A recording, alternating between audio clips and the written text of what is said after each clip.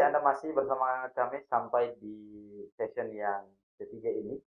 Kita masih cukup menyimak pembahasan yang kemudian dibahas oleh Puto Sopo ya. Terkait dengan batas-batas wilayah menurut adat Kajang. Yang beliau sampaikan tadi ada 4 bagian ya. Ada 4 batas. Ada 4 batas. Ada batas Tanuntung, Tamato, Buatana, Sangkala Lombok. dan Sangkala Lombok. Jadi itu kerajaan semua itu. Dan itu batas-batas wilayah itu adalah merupakan batas-batas kerajaan. Yang itu yang kemudian disampaikan oleh Amma, oleh raja, bahwa itulah batas tanah adat. Tanah adat yang dikuasai oleh mereka. Nah, sampai di tahun 1919 pertama itu masuk kemudian korporasi. Ya, dalam hal ini saat itu memang kita dijajah oleh Belanda, maka masuklah orang Belanda ini untuk kemudian melakukan ekspansi ekonomi sampai di tahun berikutnya dan hingga saat ini. Nah, ini yang mungkin Bapak bisa lanjutkan tadi terkait dengan setelah ada batas-batas wilayah itu, kemudian masuklah perusahaan dan menguasai tempat. Apa tanggapan Amma saat itu, atau apa reaksi Amma untuk orang-orang yang menguasai tanah ini? Ya, terima kasih. Jadi ada pun reaksi dari Amma dan juga pendukung-pendukungnya, dalam hal ini masyarakat adat Kajang, itu mulai dari awal perampasan tanah itu dia mati-matian berjuang. Dia mendatangi kantor-kantor instansi pemerintah, tapi ya tidak pernah ada hasil. Nah, kecuali kemarin dia melakukan gugatan melalui pengadilan negeri. Dan alhamdulillah memenangkan 540 hektar. Tapi itu pun dimanipulasi lagi.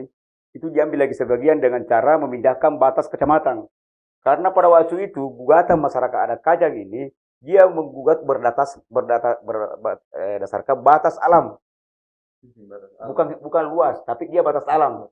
Jadi batasnya itu sejauh Sungai Galokbo itu. Dia batas sungai Galokbo. Nah, parahnya ini, piciknya ini, penguasa di zaman itu batas kecamatan Kajang dengan kecamatan Bulukumpa digeser. Jadi sehingga mempersempit. Iya, sehingga wilayah tuturan jadi berkurang. Otomatis yang sudah dieksekusi diambil kembali tanah Mikaret. Ya, terjadi lagi perselisihan antar masyarakat adat lagi. Karena pembagian yang sudah diatur ini berdasarkan gugatannya di pengadilan itu berkurang lagi karena batas dikasih pindah sampai hari ini. Jadi ini juga pernah kita bawa sampai hearing ke DPR RI, pernah juga ketemu dengan Menteri Dalam Negeri persoalan ini. Dan ini selalu diakui bahwa itu putusan itu ingkrah putusannya. Tetapi sampai hari ini juga itu cuma teori, tidak pernah diberikan itu sesuai dengan yang tertera dalam keputusan ingkrah itu. Nah, sebelum kita lanjut, yang saya ingin perjelas adalah sejak kapan ditetapkan tanah itu oleh pemerintah menjadi tanah adat dan berapa luas tanah adat? Jadi bukan pemerintah yang menentukan batas tanah adat, tapi Amma Toa dalam hal ini dia pimpinan tertinggi di adat, dia bagi. Jadi ada pembatas-batasnya itu Tanuntung, Tamato, Buatana, Sangkala Lombok. Selebihnya itu dia Sultan Hasanuddin Goa kan? Ya, dia wilayah kekuasaannya Goa. Dalam hal ini Sultan Hasanuddin itu pembagiannya dulu. Jadi ini Amma Toa, karena Amma Toa ini namanya Amma Toa, dia yang dituakan, dia sabar, dia tidak butuh kesenangan dunia ya. Sebut dia bisa hidup. Makanya dia tidak terlalu luas di klaimnya. Di 4 kecamatan itu pun tidak semua 4 kecamatan itu dijadikan tanah adat. Contoh, di kecamatan Ujuloe, cuma di 3 desa. Di kecamatan Ujuloe ini ada 13 desa, tapi kenapa cuma 3 desa yang diambil? Ada. Selebihnya itu kasih, katanya Sultan Hasanuddin untuk Raja Goa. Bone Mangkau itu, kalau tidak salah, Mangkau di Bone. Nah, begitu. Nah, jadi bukan pemerintah yang membagikan tanah adat ini, tapi setelah ada kehutanan, barulah dibatasi anunya adat. Ya, nah ini yang maksud saya, pertanyaan saya tadi adalah sejak kapan itu dibatasi bahwa ini tanah adat, ini tanah masyarakat secara umum dan sebagainya. Jadi sejak adanya undang-undang kehutanan, disitulah terjadi perampasan. Jadi undang-undang kehutanan ini kemudian lahir ini untuk mengebiri hak-hak masyarakat adat pada itu, dan ini terbukti. Seperti ada namanya borong setang, bulu setang itu hutan keramat namanya kalau di Kajang, ya. Jadi itu habis setelah ada ini ada undang-undang kehutanan. Maksudnya setelah ada undang-undang kehutanan, ini ditetapkan sebagai apa? Itu diambil seolah-olah tidak ada lagi wewenangnya lagi adat untuk mengatur itu. Oh, jadi dikesampingkanlah ini adat, masyarakat adat. Dikesampingkan. Kemudian tanah yang tadinya dikuasai oleh masyarakat adat ini kemudian dikemanakan ini? Itulah dikasih langsung. Wow. Diambil langsung. Diambil langsung. Iya. Oh, jadi sejak saat itu tak masuk. Biadab ini. Masuklah kehutanan, kemudian membagi, ternyata tanah yang dikuasai tanah masyarakat adat itu kemudian diberikan ke London. Jadi pernah kita adukan ke Menteri Dalam Negeri. Itu Menteri Dalam Negeri dengan tegas mengatakan bahwa ada proses di mana penerbitan HGU ini itu tanda tanya katanya. Karena sebenarnya penerbitan HGU itu di mana pengusaha katakanlah langsung itu kan ada mengajukan permohonan dulu untuk pengadaan lokasi. Iya. Itu ke pemerintah daerah. Iya benar. Jadi kalau sudah ada ditunjukkan oleh pemerintah daerah, itu naik lagi ke pusat, ke BPN lagi, ya. Nah, baru diurus semua sertifikat HGU-nya kan. Iya benar. Tapi ini tanah yang ditunjukkan ini tanah yang betul yang terlantar tanah negara, bukan tanah adat. Tapi kan faktanya yang dikuasai sampai ini itu tanah adat. Seolah-olah tanah negara kemudian diberikan kepada korporasi ini untuk menguasai, tapi ternyata ini tanah dikuasai dulu, baru kemudian lahir ini undang-undang kehutanannya. Dikuasai dulu. Karena ada terus perlawanan, maka akal piciknya ini penguasa juga melahirkan regulasi. Seperti itu. Luar biasa pemirsa sekalian. Begitu semua, saya sama semua sudah menjelaskan. Ya, jadi itulah tadi dikuasai oleh masyarakat adat yang kemudian dikomandoi oleh AMA dalam hal ini. Dibagilah batas-batas wilayah adat, ada wilayah ini untuk masyarakat, ada ini untuk masyarakat adat dan sebagainya.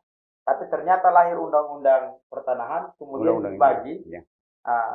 Dibagilah bahwa sekian masyarakat adat yang kemudian dijadikan sebagai tempat untuk bercocok tanam, dan hal ini seolah-olah tanah negara. Iya. Tapi ini tidak ada pemberitahuan ke adat. Tapi tidak ada pemberitahuan. Seolah-olah tanah negara, kemudian ini diberikan kepada PT. Artinya bahwa begini. masyarakat adat apa lagi. Tapi biar juga diklaim bahwa itu tanah negara, tapi kan ada budaya di situ yang melekat ini. Benar. Ini artinya mulai dari leluhur turun-temurun itu selalu dia seperti contoh ada acara-acara pernikahan atau hajatan. Di situ kan kelihatan bahwa ini wilayah adat Kajang. Iya. Ya artinya ada budaya yang hingga saat ini melekat dan ini menjadi salah satu brand setempat, salah satu budaya adat setempat yang menunjukkan bahwa masih ada kehidupan adat di situ. Seperti ada pengantin, kan ada adat, Iya benar. Ada adat sebelum dinaik pengantinnya ini, ada seperti ritual-ritualnya itu menandakan bahwa ini tanah adat, daerah adat. Ya baik. Mungkin closing statement, harapan seperti apa ke pemerintah karena hingga saat ini masyarakat adat Kajang ini masih mempertahankan tanahnya. Saya dengar terakhir kemarin di 2015 ada Perda nomor 9 ya. Ada Perda nomor 9 itu, kalau boleh tahu, kira-kira muatannya apa aja tuh Perda nomor 9? Jadi begini, harapan saya kepada penguasa di Indonesia ini, bagaimana supaya betul-betul serius untuk menyelesaikan persoalan ini, karena ini saya sudah generasi kedua memperjuangkan tanah adat ini, bagaimana supaya bisa kembali untuk menjadi sumber penghidupan masyarakat adat Kajang ini. Pastilah dengan tetap konsisten dengan aturan-aturan yang ada. Contoh pertama, ada kemarin rekomendasi dari Menteri Dalam Negeri itu bahwa diperintahkan kepada Bupati, saya dengan beliau ini ada Putu Topo, itu dengan tegas Menteri Dalam Negeri mengatakan bahwa Pak Bupati, ini sudah ada hasil verifikasi di mana tim-tim yang terbentuk ini itu semua instansi terkait termasuk vertikal. Nah ini bagaimana supaya dibawakan perda, kembalikan tanah adat.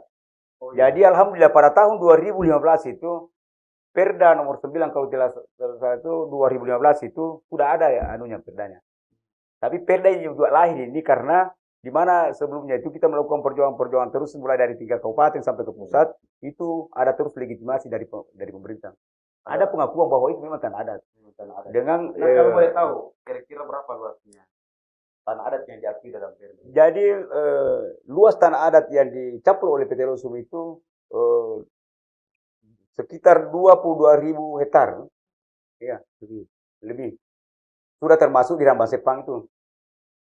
Jadi indikasi yang dikuasai PT Lonsum itu di atas 10.000 hektar. Kayak ini saja jauh-jauh dengan Balang Besi, jauh-jauh itu lebih 10 kilo panjangnya. Tidak masuk akal kalau dia luasnya itu tidak sampai 1.000 hektar. Kiri kanan ini itu perkebunan karet dan panjangnya itu berapa desa itu? 2 kalau tidak salah Pak tanya. 2 desa. Bayangkan kalau dia cuma itu sekitar 1.000 hektar. 3 desa. 3 desa. Tan. Dan dia di sertifikatnya cuma lebih 1.000 hektar, tidak masuk akal. Oh, 3 desa. Sepanjang jalan itu kiri kanan itu desa 10 kilo. desa Memang desa Jola. ada kecurigaan bahwa ini dimanipulasi. Jadi sebenarnya ini harus juga dilakukan juga validasi atau Desa verifikasi ini terkait dengan proses penerbitan HGU PT Losum. Jangan sampai ada kong kali kong antara pengusaha dengan penguasa izin. Iya. Jangan sampai. Harapannya kira-kira seperti apa? Jadi harapan saya memohon kepada Bapak Presiden dan kepada jajarannya ke bawah agar supaya seriuslah untuk menyelesaikan persoalan ini. Ya, itu harapan kami. Yang sampai detik ini yang Pak Nurdin, Pak siapa? Pak Ruslan anggap yang menjadi masalah di tanah adat itu sampai sekarang apa? Jadi yang jadi masalah itu selalu secara administrasi kita diakui bahwa kita memang ada hak administrasi. Iya, ada pengakuan, ada tanda tangan. Semua lembaga-lembaga di kabupaten sampai ke pusat itu semua ada pengakuannya. Tetapi secara faktanya di lapangan tidak ada. Wah, Cuma sebatas teoretik saja. Mungkin hanya itu saja. Saya ucapkan terima kasih banyak kepada Bapak yang sudah sama-sama bersama kami di perbincangan kita kali ini, dan semoga aspirasi yang telah disampaikan tadi didengar oleh semua pihak, yang lebih khususnya bagi para penegak hukum dan para penguasa pemerintah kita harapkan yang terbaik. Semoga betul-betul memberikan hak kepada masyarakat yang memang selama ini menguasai tanah itu. Demikian, saya Syaban Sartono, tetap di channel Bidik